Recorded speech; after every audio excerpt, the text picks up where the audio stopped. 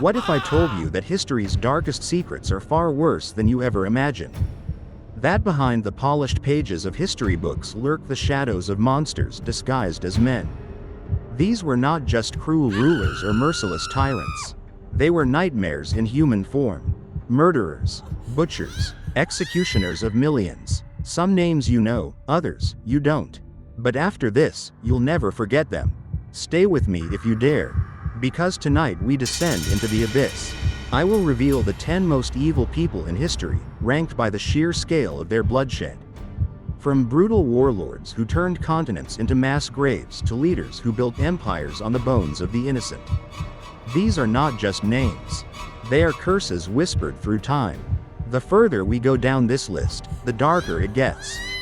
And when we reach the very bottom, you may wish you never started this journey at all. Number 10. Vladimir Lenin, the revolution that drowned in blood. He promised a workers' paradise. Instead, he built a machine of death. Vladimir Lenin didn't just overthrow the Russian Empire, he transformed it into a land of fear and slaughter. With the stroke of a pen, he ordered mass executions. The Cheka, his secret police, hunted down anyone who dared oppose him. Priests were hanged, their bodies left dangling as a warning. Landowners and intellectuals were dragged from their homes, shot in the back of the head, and dumped in mass graves. And then came the Red Terror. Lenin's orders were clear: kill more. Firing squads worked day and night, their bullets filling the streets with rivers of blood. Up to 1 million people perished, their screams silenced by the roar of revolution. Lenin died before he could see the full nightmare he created. But his legacy remained. A blueprint of terror that Stalin would perfect. Number 9. Pol Pot, the executioner of a nation. He promised paradise. Instead, he turned Cambodia into a land of death. Pol Pot's Khmer Rouge didn't just kill enemies, they erased an entire way of life. His vision was terrifying. A nation with no cities, no schools, no religion. Within days of seizing power, he forced millions into the countryside, marching them at gunpoint to brutal labor camps. Families were separated, the weak were abandoned. If you wore glasses, spoke a foreign language, or even looked educated, you were marked for death. The killing fields became mass graves. People were bludgeoned with hammers to save bullets. Babies were ripped from their mothers and smashed against trees. At night, the screams echoed through the jungle. The Khmer Rouge's sickening motto: to keep you is no gain, to lose you is no loss. By the time he was done, 2 million people, a quarter of Cambodia's population, had perished. And when he finally fell from power, he never faced justice. He died in comfort, while the ghosts of his victims linger in the fields where their bones still surface. Number 8. Hideki Tojo, the war criminal of the East. He smiled as he sent millions to their graves. Hideki Tojo, Japan's wartime prime minister, turned Asia into a graveyard. He unleashed the rape of Nanking, a nightmare of blood where soldiers decapitated children for sport. Women were tied down, their screams muffled as they were brutalized and then slaughtered. Entire cities were set on fire, their citizens burned alive in their homes. His armies forced prisoners into death marches, where they collapsed from exhaustion, only to be bayoneted for fun. When World War II ended, Tojo tried to kill himself, but even death rejected him. He survived his suicide attempt, only to be hanged like the monster he was. His face bore no remorse, just the cold stare of a man who had bathed the world in blood. Number 7. Attila the Hun, the scourge of God. To the Romans, he was a nightmare given flesh. Attila the Hun didn't just conquer, he destroyed. His horsemen moved like phantoms, striking without warning. Cities burned overnight, their people impaled on wooden stakes as a warning to those who dared resist. He demanded tribute, and when it wasn't paid, he took something else: lives. The roads to his conquests were lined with rotting corpses, skulls stacked like grim monuments to his wrath. Rome itself trembled at his name. He sacked entire regions, forcing emperors to kneel before him. When he turned his gaze toward Constantinople, the city's walls shook with fear. But death caught him before he could finish his conquest. Some say he choked on his own blood during a drunken feast. Others whisper darker tales, that the devil himself came to drag him to hell. Even in death, Attila left his mark. His empire vanished, but the fear he spread never did. Number 6.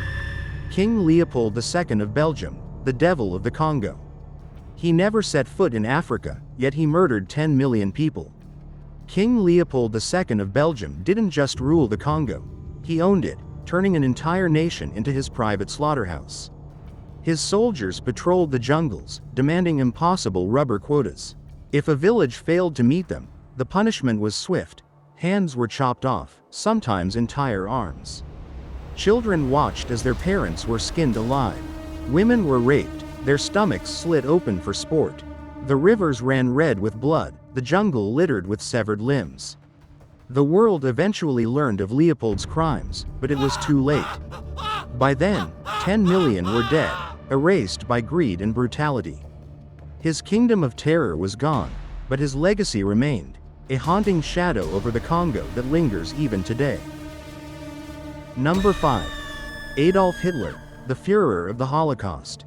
One man, 17 million dead. Adolf Hitler didn't just start a war, he engineered a genocide. His voice was poison, his words a virus. He rose to power on promises of glory, but beneath his speeches lurked death. 6 million Jews, exterminated in gas chambers designed for efficiency. Roma, Slavs, political enemies. Anyone deemed unworthy was sent to camps where their screams echoed in the night. He turned Europe into a battlefield of despair. Cities were reduced to rubble, their civilians slaughtered like cattle.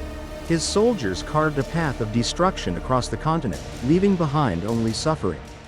And when the end came, he didn't face justice. He took the coward's way out, a bullet to the head in his bunker as the world burned around him. But the horror he created never died. It lingers, a scar on history, a warning of how evil can rise when no one stops it. Number 4. Timur, also known as Tamerlane, the Sword of God. He built pyramids of skulls. Timur didn't just conquer, he slaughtered. Cities that resisted him vanished in fire. He ordered his men to pile the heads of the dead into towering mountains of bone, a message to all who dared defy him. His campaigns left entire regions empty, their people wiped from existence. He laughed as he flooded Baghdad with blood, drowning 100,000 in a single night. His cruelty knew no limits. When Delhi refused to bow, he massacred over 100,000 civilians, men, women, children, all butchered before his throne. He left behind nothing but silence, a wasteland where life had once thrived. Death took him before he could invade China. Some say the earth itself refused to bear the weight of his evil. But his legacy? That remains. A story of horror written in blood. You think you've seen true evil? No, you've only glimpsed the shadows. The ones you've met so far, the butchers, the executioners, the conquerors of death, were merely the opening act of history's darkest horror.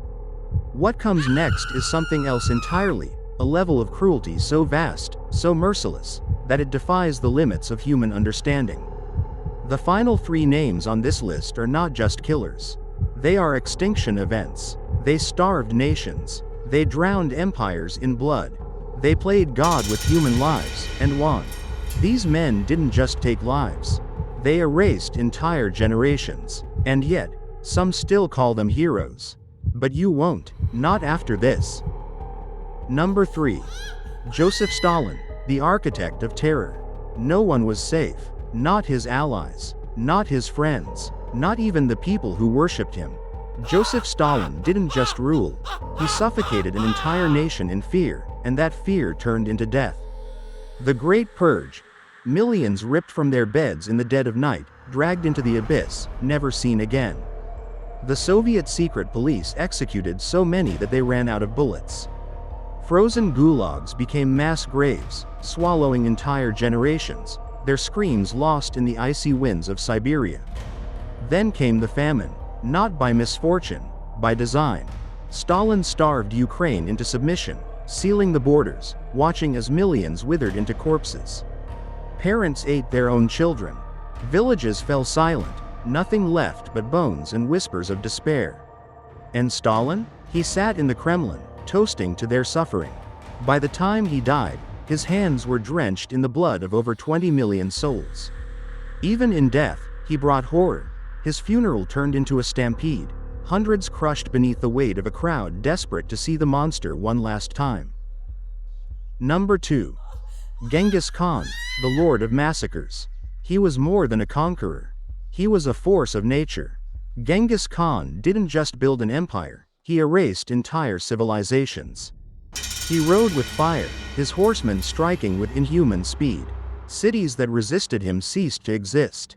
The bodies of the dead clogged the rivers, turning water into poison. His men slaughtered so many in Persia that farmland turned to desert, forever scarred. His rage knew no bounds. In one siege, he executed 1 million people in a single week. The Mongols left behind only bones and silence, an empire built on death. Even now, the echoes of his terror remain. His DNA is scattered across millions, a bloodline written in conquest. And in the ruins of the lands he destroyed, whispers of his name still carry fear.